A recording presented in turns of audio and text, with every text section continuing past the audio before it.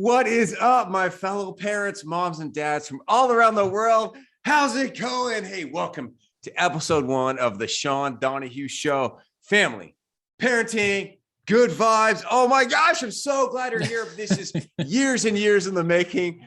So happy to be a part of this with you. And I'm joined by one of my favorite people in the whole world, one of my best friends. I met Jordan Steele when he was 14 years old and I was 22. It's been a long time. We are. Now here we are. We're all grown up. We each got 3 kids. Gosh, you've been married to your high school sweetheart, Danielle. We'll call her Danny for short. You've got 3 kids. You are a weatherman on this tiny network called the Weather Channel. And now here we are. We're doing a podcast together. What's up? Life's such a crazy journey, man. I mean, I still remember when we were hanging out back in my high school days, and you look over at one of the leaders and you're like, that's going to be my wife. And now you are married to Danielle. You guys have an awesome life. And one of my favorite things about these life journeys that we all have is watching other people as we grow, and me watching you. I'm just like, it's been so cool to see where you have gotten. And I guess we should start there for everybody who doesn't know who Sean Donohue is, what you do, kind of break that down. How did you get to where you are? And tell us a little bit of your history. All right, man, let's do it. And then you tell them your history of how you got here. Right. So I'm 43-year-old man right now. And I started working with teenagers right back in the day when I was 22. And that's actually how I met Jordan. I became his mentor in this local nonprofit based out of San Diego. It's called Campus Life. And so my story is really was planning on doing a career in comedy. And I had doing stand-up, right? Even when I was 19 and 20, it was going very well. And that was the first thing I ever really got passionate about. I said, I'm going to move to Hollywood and become a comedy writer or a stand-up. And I had a gig one night, and I was also starting to volunteer with high school kids at the time. And I said to myself, look, I don't even care about this anymore. I don't care about comedy. I just feel like this is what I'm supposed to do with my life. I'm supposed to be around young people. And I didn't know what it was going to do at that time. High school counselor, so I'd be a therapist. And I was just trying to figure it out, as a young man. So fast forward, now I'm 25. Danielle and I are now married, and we got a freaking kid in our house, in our little tiny apartment. And oh my gosh, it was so hard. I mean, I grew up on Jackass and Tom Green, and now here I am.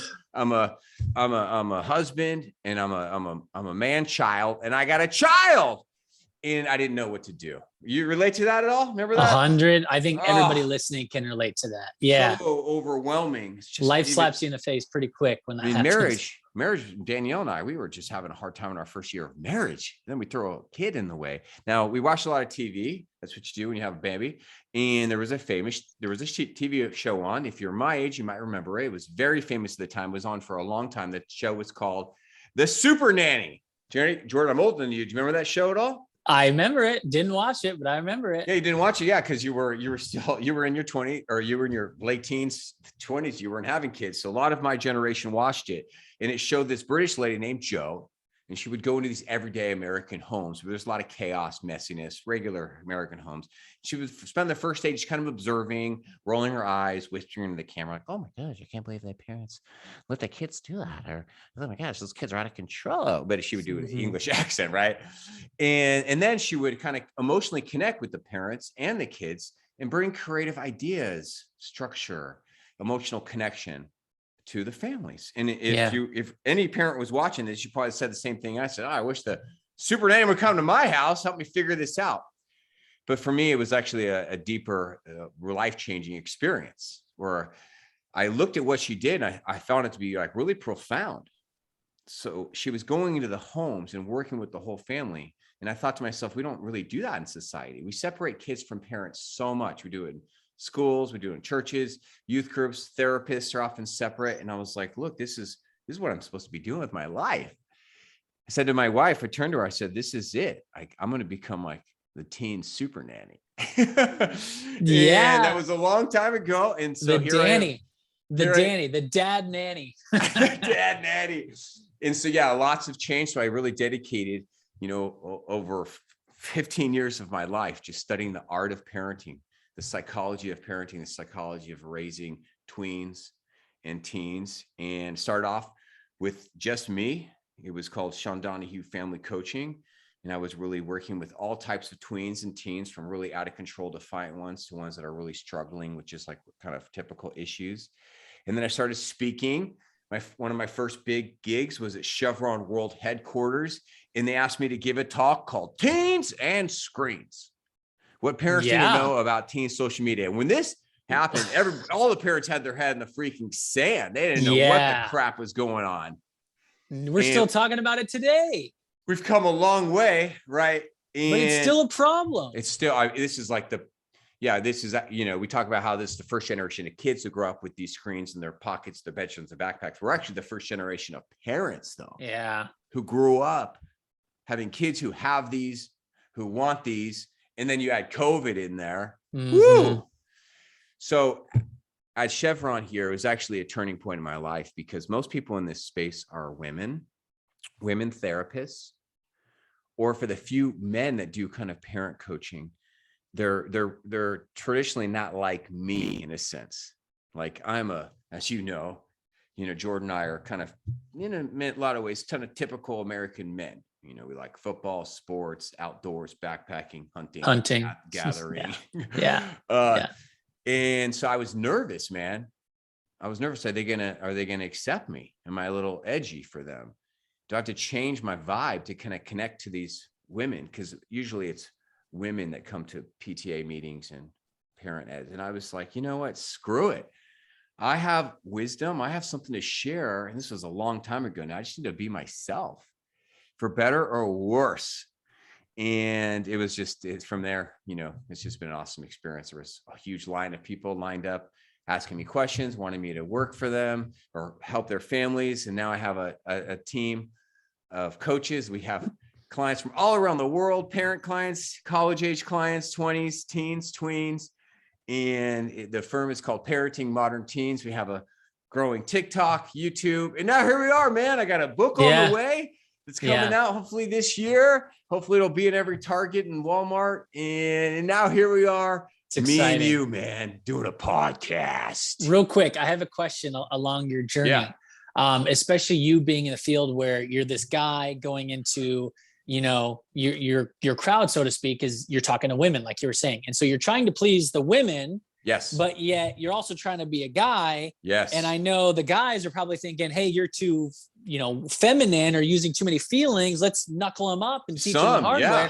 So do you now look at like studies and statistics? Because more and more of that's coming out to say the important role of dads in lives. For sure. And just the important role of actually having the both sided conversation. It's an interesting time in actually the history of parenting, because this is actually, we are a new generation of moms and dads everywhere. We want to be those, we want to be treated with respect. We want obedience. We want hygiene. We want all that good old school stuff, but we want to be close with our kids. We want to mentor them. We want them to be their friends, their secrets. We want to be either their friend or like a friend. Right? Yes. Yeah. And that's kind of, and as men, we're actually a brand new generation of men where we have this thing called social media. And while men are now reading books about parenting, they're listening to this podcast. And so to answer your question, yes, I have a lot of men and women that follow me. Yes, I do get a lot of hate and negativity, mostly through like TikTok, just from like old school type men that says like, I would never talk to my kids this way. I would never share my feelings. I would just hit my kid, or I would cuss him out, or my kids know who's boss stuff, old school stuff like that. Yeah, whatever. I mean, it doesn't bother me. I love it all.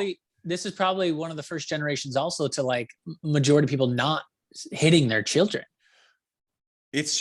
I recently comments, Jordan, on my TikTok and Instagram videos, and I just get shocked at how much people are still into like old school stuff, and but that's why we're here, to help people to grow as modern parents, to grow with putting new tools in their toolbox to support them, because we want to be better than our parents, don't we, man? Yeah. I love our parents. They did the best they could, but let's be better than our parents. And that's why we're here. That is why we're doing this podcast, man. And so How about you? You feeling good about being on this show? I mean, tell us about I how feel you got here. fantastic. Tell us So about, yeah. I'll be quick because I want to really get into the content. I think everyone's going to really like that. But my story is I met Sean when I was in high school as a scrawny little freshman. I have a broken family, divorced parents. I lived in Vegas. My parents divorced. We moved to San Diego, and I'd visit my dad in the summer and live with my mom in the winter. So it was basically my mom, 3 kids. I'm the oldest, so I'm trying to act like the parental figure I can. And in walks Sean Donohue. You invited me to this campus life event, and then from there, our relationship just exploded. We had a great time. We had a lot of laughs and almost getting arrested, but only because silly stuff. Silly stuff. Couple San Diego young men. We'll tell you some stories about those pranks and funny times in this podcast. Yes, we will. But then, I was with Danny the whole time, basically, since we've known each other. We ended up going to college together, got married. We moved around the country for my job. We bought our first house when I was 27, had our first kid when I was 27. We ordered 1, the doctor and God gave us 2. So we had twins. We were like, what?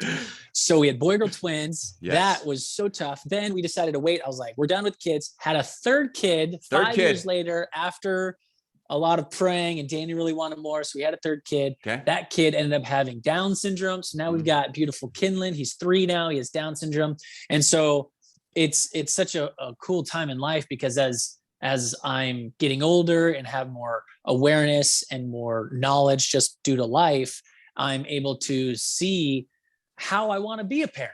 And it's really cool because I get to make that choice, and, and I get to be the best parent that I want to be. And so me and you are still connected, and I'm getting so many tips from your content because you've grown to another level. Thanks, man. And I'm like, this is so great, because now I could learn from the guy who I was friends with back in high school. Right. And he's teaching me some things that like really have helped. And so now I'm here. We live in Atlanta, Georgia. Yes, work for the Weather Channel. I love my life. I love my job. I love my family. Yeah. And now I just want to make sure that we can share some intel, because a lot of families are hurting and they need the help. And I'll post pictures of Jordan, his wife, and 3 kids, and mine as well on our website. You can check that link, as well as some other photos. And I'll try to find a picture of you and I when we were 22 and 14. Yeah. I'll post that on there too, because Jordan and I have a deep history of making lots of memories and stories together. And in this podcast, we're going to do a lot of teaching and encouraging, inspiring through storytelling. So Jordan, I want to tell you that when I was a kid, I used to play with fire a lot until something really bad happened. Okay. I had this secret hobby until it wasn't a secret anymore. And that your closet pyro, to play with fire. When I say I like to play with fire, I want you to imagine the 6th grade kid hanging out with his friend Jared. And we learned that if you put WD-40 on a tennis ball and then light that baby up, you've got a fireball. You kick it around, you got fire soccer. You got hockey sticks, you've got fire hockey. Now, I was a paper boy back in the day. Now, oh my gosh, I just love seeing the newspaper, people in Starbucks reading that old school paper. You don't see it anymore. So I used to deliver the paper to your front door. And so I had a lot of paper around my house. And my hobby of playing with fire kind of escalated to lighting newspapers on fire. And then something really bad happened one day. Really bad. It changed my life. But actually changed my life in a lot of good ways. And my life actually changed in a jack-in-the-box. So one day, my buddy Steve Stavros was over at my house. We were both come from recently divorced homes. We were living with our moms. No parents were home. Now, in my house, we had our backyard. There was a white wall, that separated our property line. And then behind that that white wall, Jordan, was a big field. So we thought that it would be a good idea to jump this white wall to play with fire over there. So we grabbed the Sunday newspaper. And if you remember that, those were big and heavy. They were about 5 You had the coupons. You had all the coupons pounds in there. So much stuff in there. And we found a manhole in this field that was kind of covered in cement. You can imagine like a rectangular patch where it's concrete. Safety first, right? That's where we light our fire on this patch. So we light this baby up, and we're just giggling, our 12-year-old selves watching it burn, kind of Beavis and Butthead style. Right, that's a generational joke right there. And we're watching it, burn. And then we say to ourselves, okay, it's time to put it out. So I was rocking the Reebok pumps back in the day. And so I take my skinny little chicken white legs and I start jumping on it to put it out, responsible fire stuff. And unfortunately, the newspaper starts spreading and getting into pieces. So we start stopping it here, stopping it there, it spreads. And then I look up and I see something that I didn't see before. And that's the field that we were standing in was filled with weeds that are about 3 and 4 foot tall. Oh no. Oh no, it's right. So anytime you talk about fires now in California, people do not laugh. This is not a laughing matter now.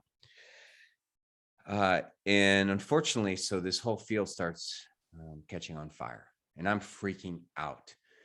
And I jump over this white brick wall. I run into my house and my mother is coming in. I remember it so clearly. And she has grocery bags. Now she would always order paper bags. So she had 2 paper bags in her hand because now she's a divorced single mom coming home from working a job.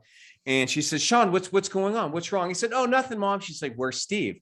I said, oh, I don't know. We're playing in the backyard.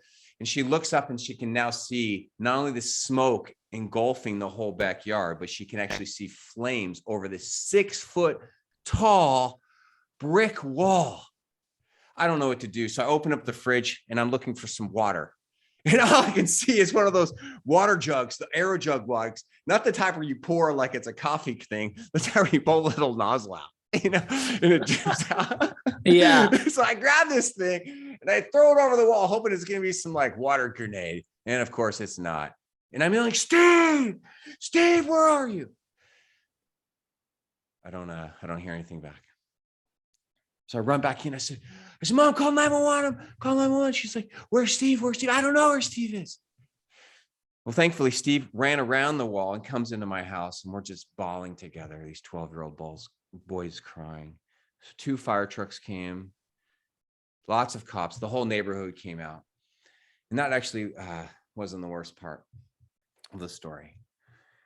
Thankfully, no houses were burned, just the field burned down. You can actually go to that field now. You can still see it. The worst part was what happened afterwards. See, I became known as like the bad kid in the neighborhood.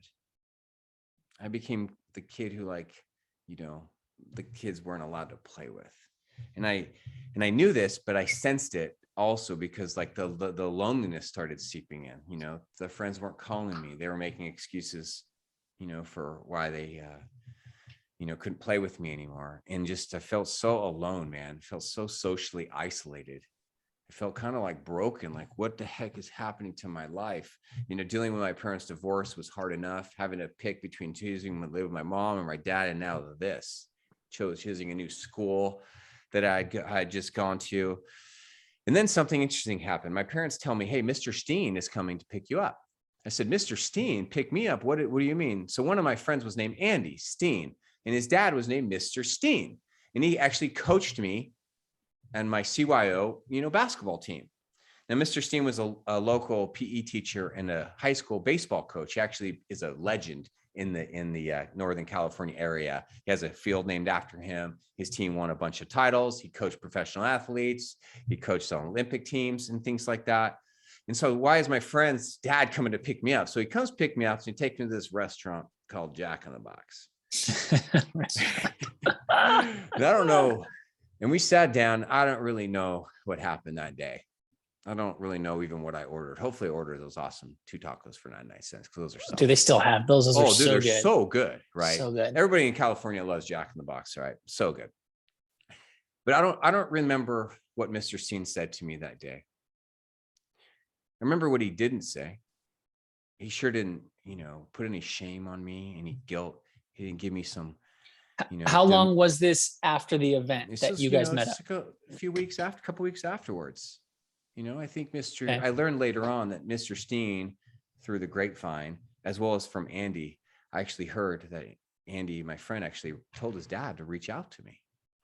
Oh. And our parents were in cahoots, going to the same Catholic church together. And I don't remember what he said, but I just remember how I felt. I felt safe. I felt accepted.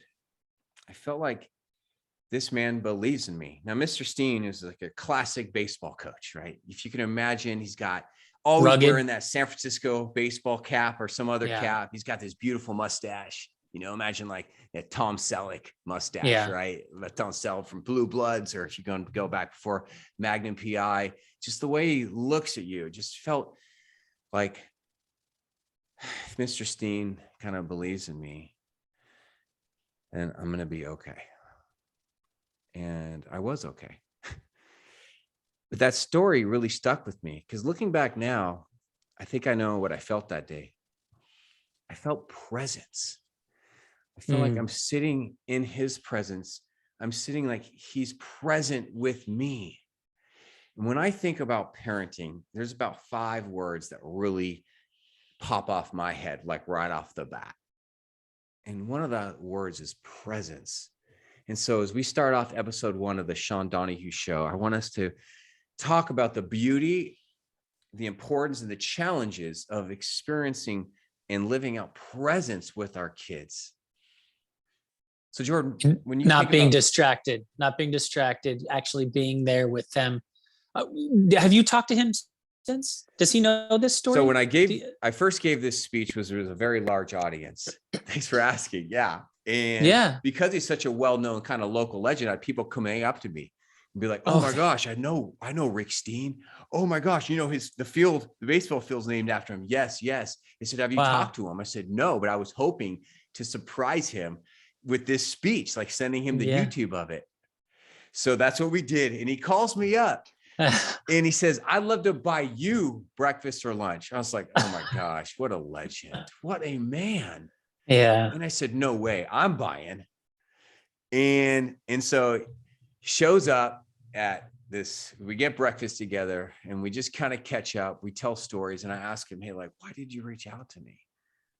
And he told me a couple things like, hey, talk to your parents, talk to my son. But Sean, I could just see you are not doing well. And you were heading down a really, really bad path. I said, you saw that in me? He's like, I did. And man, just to feel that love and that connection, as a man now, I'm 43 now. I mean, it happened last year. I actually asked him to take a picture. And so we took a picture together because when Mr. Steen picked me up that day, he was driving this beautiful mustard colored old GMC, like the type that maybe has a little rust on it. And he had one of those blankets, the type you can only get in those Mexican, back alleys or on the beaches. He had that over the seats. And I actually talked about that in my initial speech. And he said, oh, I still get that. Every year I go to Mexico and get a new blanket. And he gave me the blanket. Oh, that's so cool. So man. I'll show you a picture of Mr. Steen and I holding the blanket on the website too. Presence. Well, it's like a guy like that. It's more of like a father you might be intimidated by, right? Like someone who probably doesn't smile a ton. I can just picture this person. I don't know what he looks like, but the fact that he felt the urge to reach out to you, I don't know if I know of anybody in my life right now that would do that for another kid that's not theirs. That shows so much like wise parenting that more and more of us need. It just makes it, that's who we want to be as men and women. We want to be these wise Yodas, these wise sages. Yeah. And that's who we don't need to be really articulate. We don't need to be rich. We don't need to be smart. We don't need to be tech savvy. We don't need to understand freaking TikTok to be this for our children or for other people's children, our grandchildren, our nieces and nephews. But what we need is something that Mr. Steen had, and he taught me. Let's talk about presence. So when you think about presence, man, what do you think of? For me, I think about presence every day. And I think it's because I have this thing in my head that I know how easy it is for these kids to be distracted and for me to be distracted. And so it takes effort to be present. So since it's on my mind all the time, I wake up at 4:00 in the morning. Okay. Or actually 3:00 in the morning. So when the kids get off the bus at almost 3:00 in the afternoon, I'm like ready for dinner and bed.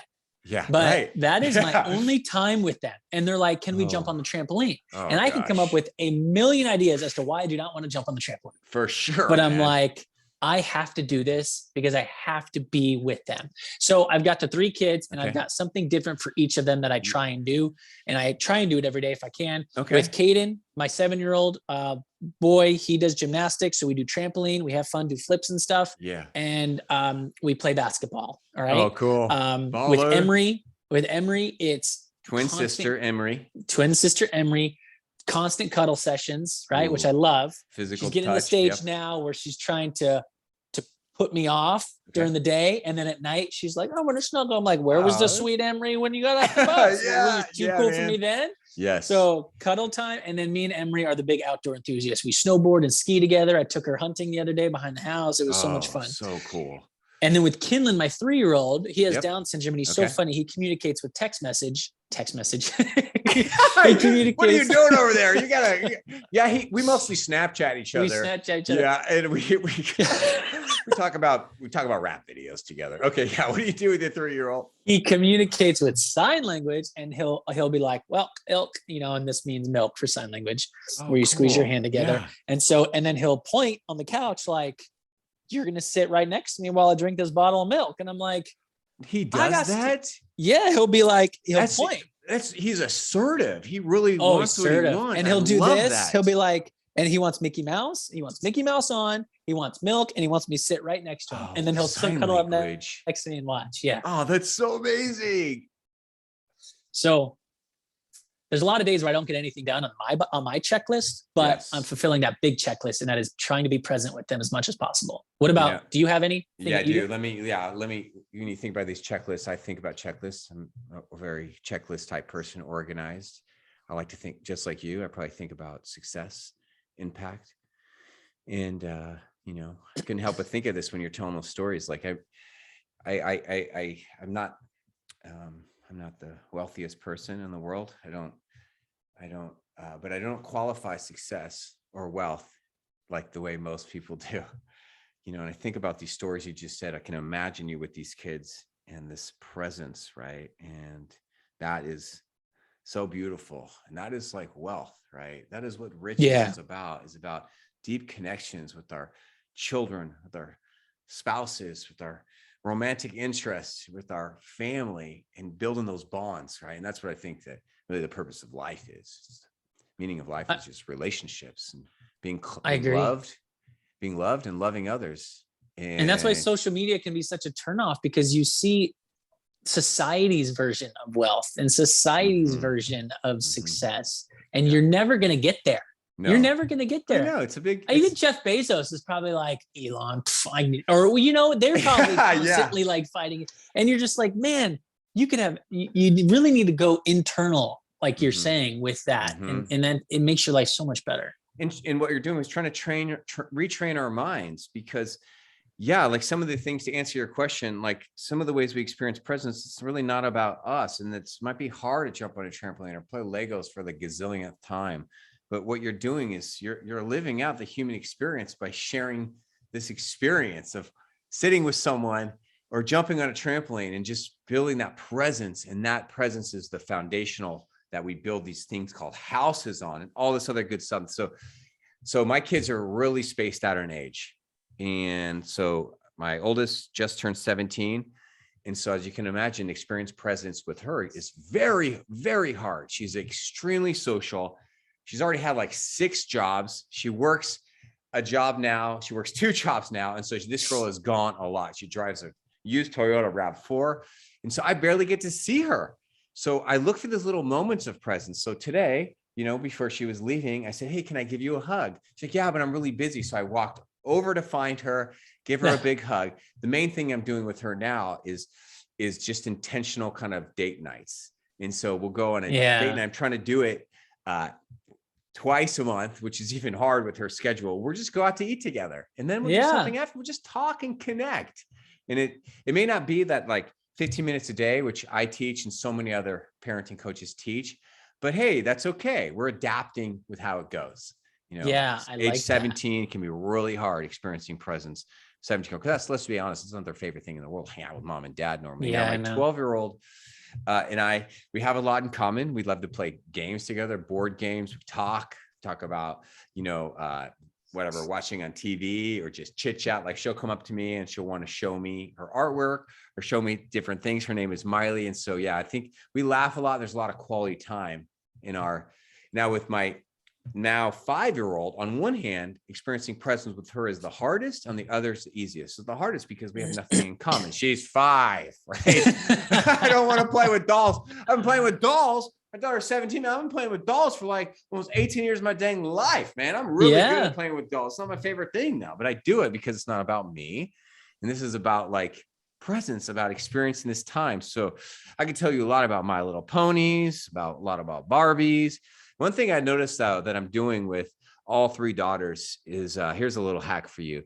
I've been intentional about just creating eye contact with them because I realized how hard it is and how easy it is to not create eye contact. So I'll just be sitting with the 5-year-old and I'm just going to be staring at her, not staring like a creeper, like looking at her is probably a better way of saying it. Yeah. Just staring. And I just realized how I'm doing that, try to do that with my wife, how rare we do that in society. Like try that this week. Just try to create long terms of eye contact without even talking. And then what was that movie? Did you see Avatar?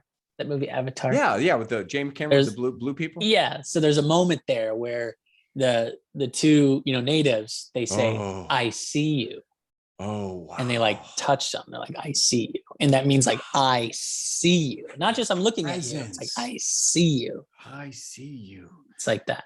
It is like that. And man, dude, we just all want to be seen. We want to be seen by people. Our kids want to be seen by us. It's never about what it's about. It's not about Legos, trampolines, cuddle time. It's about seeing each other and being seen. Yes. Right. Okay. So I have multiple questions to go off this. Okay, man. So because of this, we're going to introduce a segment. Segment time. Let's go. Okay. This segment's called Ask the Family Coach. We're going to take caller. If you guys can call the 1-800 number on your screen right now. We're going to get one of those. We're going to get one of those one day. No, this is going to blow up. We're going to have that. We're going to have people calling. It's going to be hilarious. Higher caller number 1. Sorry, you missed the call. Higher caller number 2. Almost. Caller number 3. So yeah, I already do a lot of this with clients in the parents club and in private sessions. So yes, this would be a free service we'll do. This is what I do professionally. People call me and they ask me questions. What do I do with this topic? What's the topic? This kid's not talking to me. This kid's this raging at me. Screen addiction, anxiety. Let me give you some tools. All right. So this is just, we're going to keep the conversation on presence. And I know we do. Ask the Family Coach. Here he comes. Everyone stand for the Family Coach. So we gave some tips on how we do presence, but generally speaking, people listening probably got some ideas from that. But is there anything else that you can introduce that can help create presence in their lives? Let me give you foundational words and then 3 action steps. And let me get your take on these, Jordan. I'd love to get some, your feedback. So we want to build this foundation on attention and adaptability. We've actually talked a lot about attention. These are practical ways to give your kids attention. But one of the keys is adaptability. So many parents, they throw their hands up in the air when they reach the tween or teenage. They say, oh, my kid doesn't want to hang out. My kid doesn't want to talk to me. My kid this, my kid that. What are you going to do? There's nothing you can do. Right. That's not true. That's bad advice. There's so much you can do. So here's 3 takeaways. I'll just go one at a time and I'll see if you want to say anything about either of them. Is to listen with your ears and your eyes. So look at what your kids are already doing and then adapt yourself to do that. Right. So I don't want to play My Little Ponies, but it's not about me. I'm not going to be playing My Little Ponies for the rest of my life. But if I play My Little Ponies and talk about Applejack and freaking Rainbow Dash, then it's about that attention and about that connection. And then big shocker, my kids are more likely to obey me, to care about my feelings. And then as they get older, they realize, okay, my dad evolved with his interest of playing. And now it's time for me to play with my dad. So this is why this last weekend, I took my 5-year-old fishing. That was just yesterday, actually. And she caught her first big trout, solid 14, 15-inch trout. She reeled it in all by herself at a beautiful mountain lake with snow-capped mountains all around us. Now, she doesn't love fishing, but Jordan, she did it because she knows it's not all about her. Daddy's got feelings too. And I got it on video. It was awesome, man. Well, I was going to say, because some people try and force their kids to do their parents' hobbies. Like, I'm going to take you racing, or Yeah. we're going on the mountain bikes this weekend. And the kids are like, I don't want to do that. So Yeah. that was going to be one of my questions to you is, should we force the kids to get out to create those present moments, or do we need to change our own methods and do something that they want to do? So yeah, of course, there's a time and a place to force your kids to do things. But the problem is, like, this is a little, to answer your question, I just thought of a little bit I teach. I call it the Cherry Festival. Everybody wants to bring their kids to the Cherry Festival, right? Where you eat some hot chocolate, take a nice family photo, maybe a little pumpkin action in there, and smile, kids. But when your kids are 12, do they want to go to the Cherry Festival? No, they don't. If they did, it's because they got amusement park rides there, and like the kids want to go. So if you force your kids to go with you, well, then what the crap? They just like ruined it. They're so salty and sassy. You're like, why even bring this dang kid, right? Yeah. So no, I have found that if you use these things called heart talks, really humanize yourself, really connect your heart to your kids' hearts, help them to see that this is something they can do that's a practical way for them to show love to you, then your chances of them going to the Cherry Festival, trusting them to have self-control with their attitudes, and realizing it's not about me. Because that's good. Remember, a lot of this podcast so far, you've heard me even say that it's not about me. Yeah. Doesn't that make sense now that our 10-year-old kids are going to start living that out? Because now more is caught than taught. But now they know this is not about them. Right? That's good. And then you got to have that heart talk so they can understand it. You've got to help them understand what it's. Remember, it's never about what it's about. It's Jordan. Here's a little pop quiz. It's not about the Cherry Festival, is it? What is it about? What is it about? You tell me. You're asking me what it's about? Putting you on the spot. It's not about. What is it about? Well, what is about going it's out? Not or about them not wanting spice to go? Lattes. What is a family trip? Really the about Cherry Festival really about from a parent's point of view? You tell me. Being together, connection, doing something. Yeah, it's also a lot about the parent. That's true. Also, but the parent's interest, right? Oh, right. Yes. It's just like the same reason why a kid wants to go to the jumping house. I mean, I don't want to go to the jumping house. It stink and it's all smelly. It's about, hey, twist your ankle. That's what I like to do. Yeah. I have feelings too. Let's all work together. Mutual. That's a sign of a caring family and a happy, successful family, is that there's mutual care in the family. That's what we all want, right? But it's hard because kids can be so selfish. So here's tip number 2. Tell them, I want to be close to you. Tell them. Oh, I like that. Kids are not. I don't know if I've ever said that. They're not psychic. I've never said that. Can't read our minds. So when you tell them, hey, I want to be close to you, they'll be like, oh, I didn't know that. Interesting. Now, if your kids grow up on the Disney Channel, where the parents are either dead or they're total doofuses, then you definitely need to say this to them. Oh my God. Are you thinking about one specific show or something? Well, it's every show, every single show. The parents are either total dumbos. The kids are all smart and the parents are doofuses or they're dead. So no, it's very important that we humanize ourselves. And this is a great way, saying, I want to be close to you. Now, if you say this to you, the first time you say to your kid, if they're 14, they're going to roll their eyes and they're going to think it's weird. Right. But if you start saying this to your kids when they're 4, by the time they're 14, they won't be rolling your eyes when you share your feelings with your kids or you say stuff like that, right? It's not too late to change that if they are 14 or 19 or whatever. Okay, tip number 3. Tip 3 actually incorporates tips number 2. If they say, I don't want to be close to you, or no, I don't want to spend time with you, or just leave me alone, that's a time for you to wisely and assertively and gently to not take no for an answer. Say, no, we're going to work this out. Yeah. I want us to really work on our relationship. I want us to be close through the teen years. I'm not giving up on you. I love that. You fight for the relationship you want to have in an effective way. Because have you ever encountered a lot of kids? Yes, whatever that question is, have you ever encountered? The answer is yes, a million times, because that's a normal part of adolescent psychology, of the teen setting boundaries, emotional boundaries, physical boundaries. Said, stay out. And if the parents just stay out, then what the heck is that? Then you got a kid who has no parents. let's say you have an older child and the older child is into certain activities that you aren't into. Okay. You insert yourself into their activity to try and connect and create this presence in these moments. It sounds loving. Yeah. But then the parents come to realize that this is a very dangerous activity that their kids are into, and they really don't want them going anymore.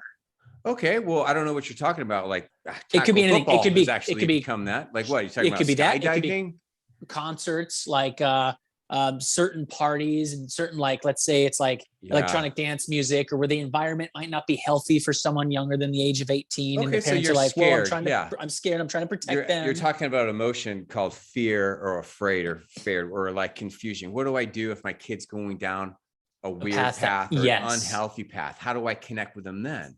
And you go with them to connect with them, and then you're there and you're like, oh my gosh, this is really bad. Oh, like, let's say like a rap concert and you see like crazy stuff. Yeah, that's well, yeah, that's wow. That's for a whole different podcast, right? Of how do we choose our battles wisely? What is the difference between connection and correction?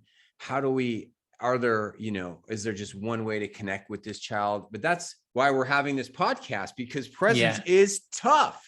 That's tough. A great example. Oh, I could tell you 100 more. What about this situation?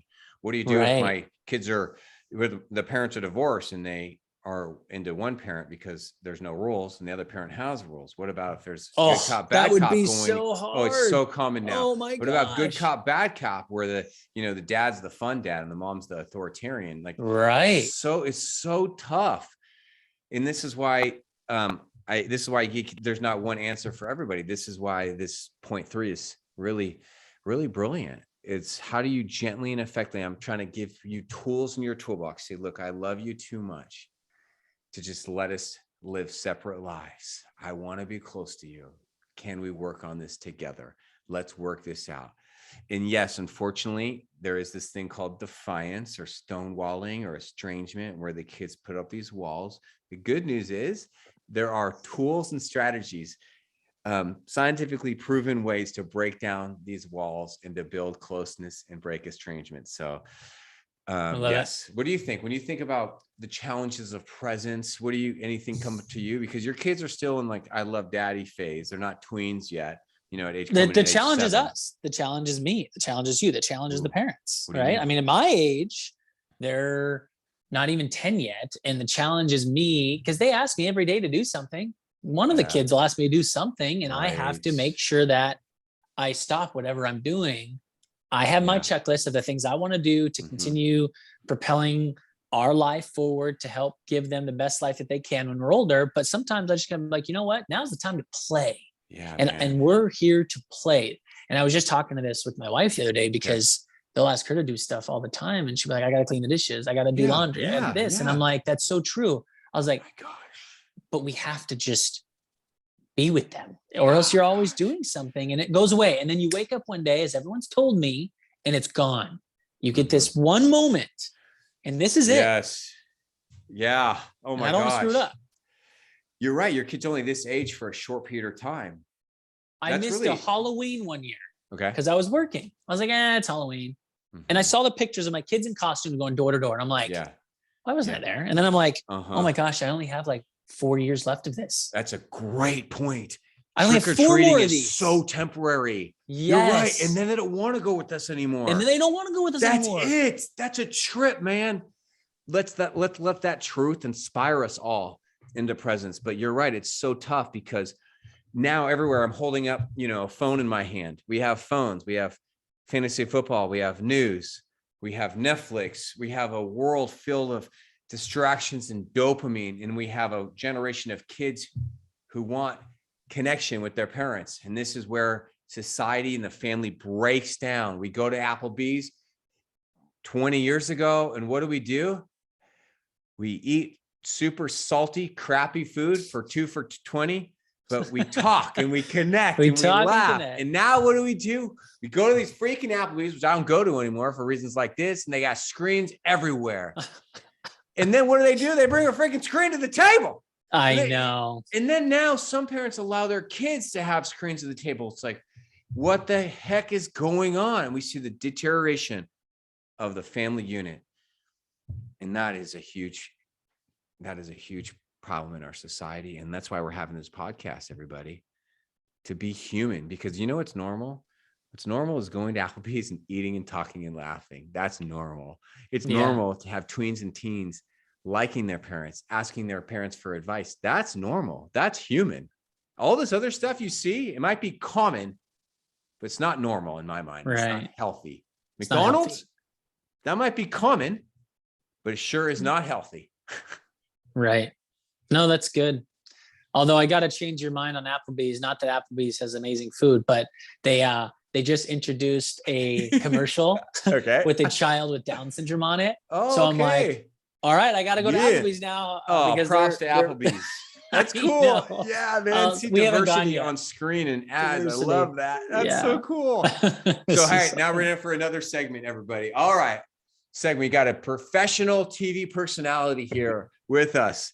And so I'm going to ask you, Jordan, what's the deal, Jordan Steele? This is the segment where we get to ask Jordan his take on something that's going on in society or culture. So, Jordan, we're going to get a jingle for this too. This is episode 1, man. We're just warming up. What's the deal, Jordan Steele? Talk to us, man. Give us your take. All right. So I didn't know where this conversation was going, but when I was thinking of what do I want to bring up right now? What's the deal with Jordan Steele? Kind of for anybody who is a Family Guy type of viewer, and there's the part like Peter the TV Griffin, show Family Guy. The TV show Family Guy. Okay, I don't watch Family Guy, but okay. This is back in the day. Peter Griffin was on the newscast, and he had a segment called "You Know What Really Grinds My Gears," and he was talking about all sorts of stuff. So I was like, that would be a cool idea for what's the deal with Jordan Steele. And what I was thinking of is I was going to talk about this technology problem and really go into one of the reasons why I think you need to just get outside. And this whole podcast basically is talk more and more about that, right? Getting into a very healthy environment. And one of the things I want to point out was, a couple of books I read that really helped me. Number one, when I was brand new with the twins, they were not even one. And they would both cry at the same time. And it was, you could never sleep. Torture, and it was so tough. One baby crying is hard enough. Oh, it was so tough. And the only thing that would cure them most of the time, there's sometimes, tell us your secrets. Go outside. You would go outside and they would immediately stop crying. They would look up at the bright sky. They'd listen to the birds. They'd look at the tree, and I would bounce them outside and they would calm down. Yes. And I'm like, oh, there's something to be said about that. And then I read a book.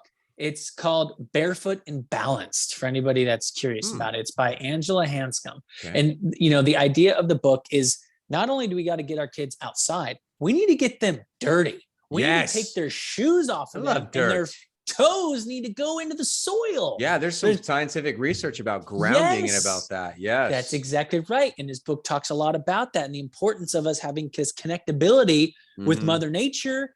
And you need to get out and play and get dirty. So everyone remembers Sandlot when the mom was like, go out, have some fun. The movie Sandlot, baseball movie with kids. Sandlot. Yes. Get into trouble. Not a lot, but get into trouble, right? So she would tell him, like, go outside. And so that's a big one. There's a new one coming out. It's called Outdoor Kids in an Inside World. Stephen Ranella. Yeah.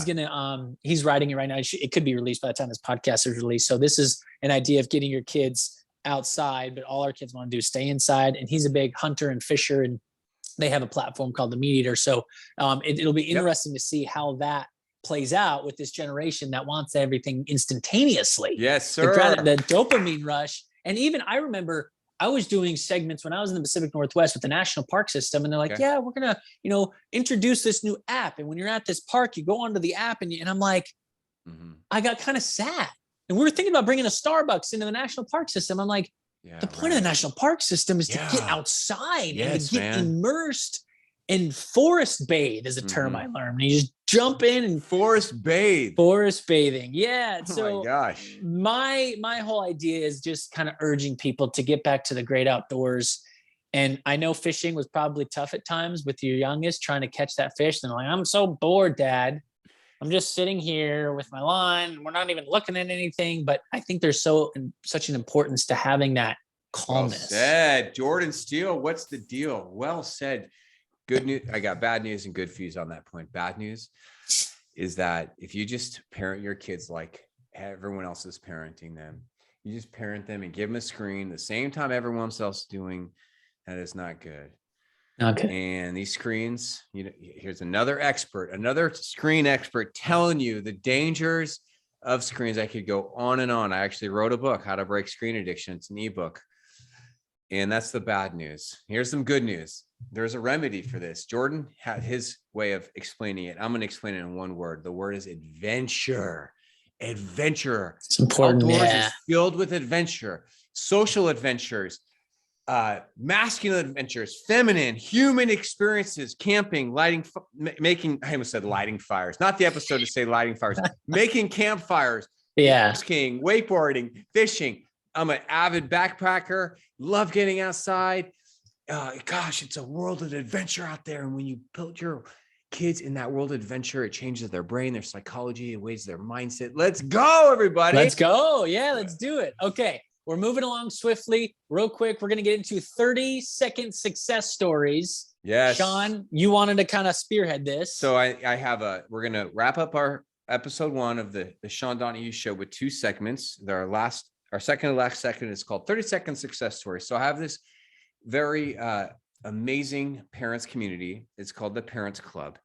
You can join the club. It's extremely inexpensive. The club used to be, we successfully sold the club for $400 and $500, and now we're offering membership in the club for just $19. The story came as I was sipping cocktails with my buddy on New Year's Eve. Our wives and our kids were all there, and he said, Sean, I'm just loving your social media so much. I'm learning so much. I want to join the Parents Club. I was like, oh, dude, that's so great. I'd love to have you in the club. He's like, but I can't afford it.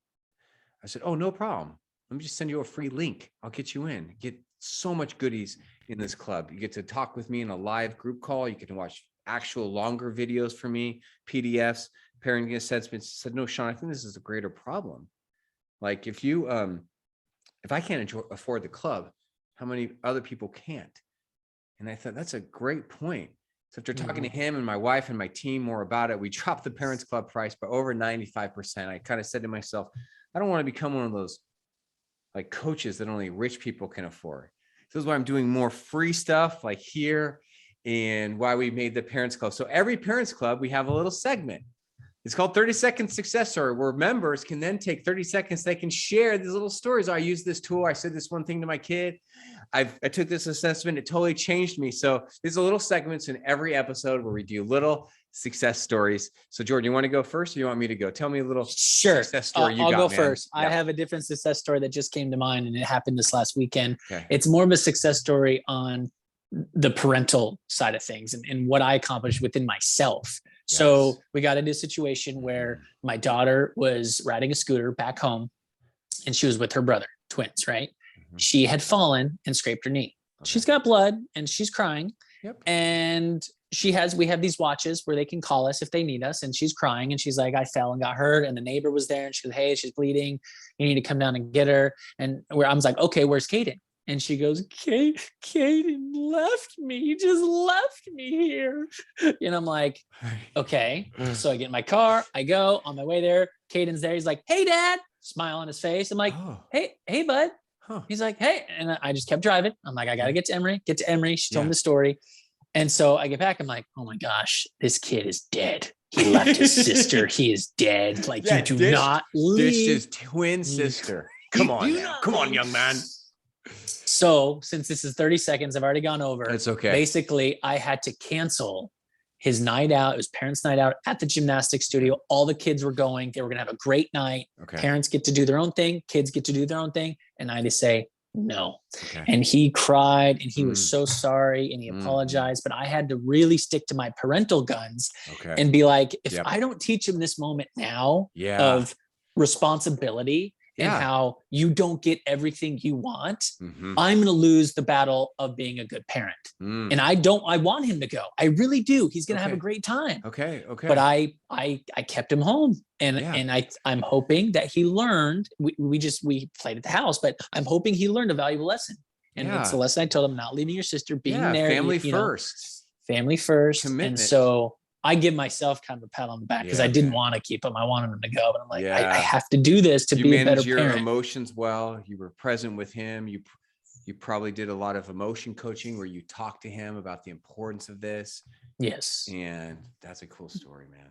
What's yours? Hopefully it's faster So than I no, man, my story's a little unique. I'll have more traditional stories. This is a unique story where I was late at night and I was exhausted. I mean, it was so late, like 8:45 p.m., right? And I was so tired. And my 5-year-old, she's not listening to me, and she says some sassy, mean things to me. What I don't need to know what she said. It doesn't really matter. It wasn't that mean. And I'm just so exhausted. And I just kind of looked at her and I kind of gave her some body language and a facial look that this really hurt my feelings.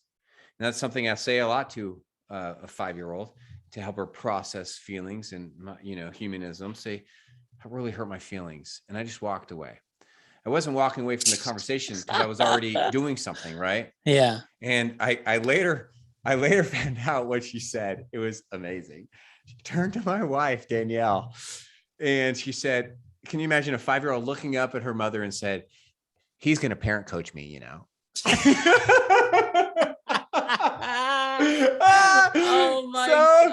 So, oh my gosh. So playing the family coach, parent coach, because she sees some of my videos, like, hey, I'm a parent coach. Let me give you tips. It's like a running joke. So anyways, my wife talked to her, but the success actually came in that I was able to talk with her about 5 minutes later and have a heart talk with her. But what's successful is that she allows me to parent her. She allows me to share feelings with her. She knows how to, I've taught a 5-year-old to comfort a 43-year-old man. Yeah. To understand the emotions of a 43-year-old man. So can you imagine what that means for her life? If she's 5 and she can do this, what's she going to be when she's 12? Right. So this is kind of what we do. Her first relationship, her first real serious relationship. I mean, this is so right. So that's actually what we do in this club. We're not just like in this club and in this podcast, my work, we're not just solving temporary problems. That's not what we're doing at all. We are raising wise, mature, EQ-based adults. EQ stands for emotional intelligence. And so that's what we look for, these teaching moments. We look for these moments of success. And this is what we do in this club. We're actually in this podcast, I don't like call it club, is trying to help us to become the best version of ourselves and put these tools in our toolbox. So Jordan, let's do our last segment of the show. Why don't you cue us up for that? We want to close this episode. Yeah, we always want with this. Something positive and something to help you real quick reflect on what you could be grateful for. So we call this the attitude of gratitude. And would you mind if I go first? Please tell us something you're thankful for.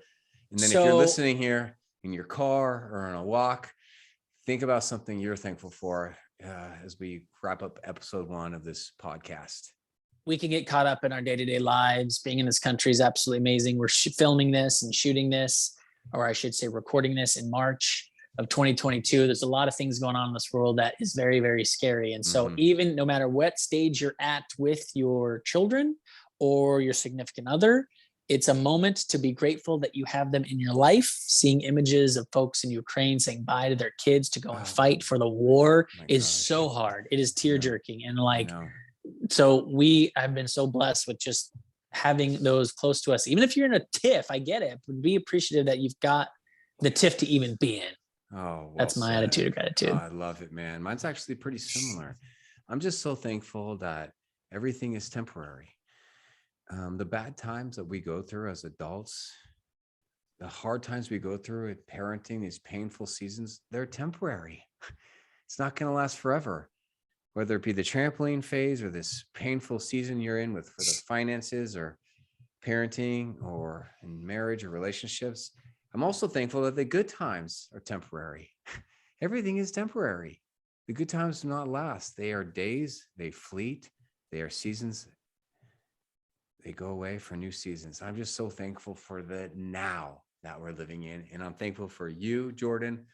You as one of my favorite people in the world. And I'm thankful for our families. And I'm so thankful for our listeners. Thank you so much, everybody, for coming to episode 1 of the Sean Donohue Show with my awesome, amazing co-host, Jordan. Thanks for coming, man. It's an awesome time.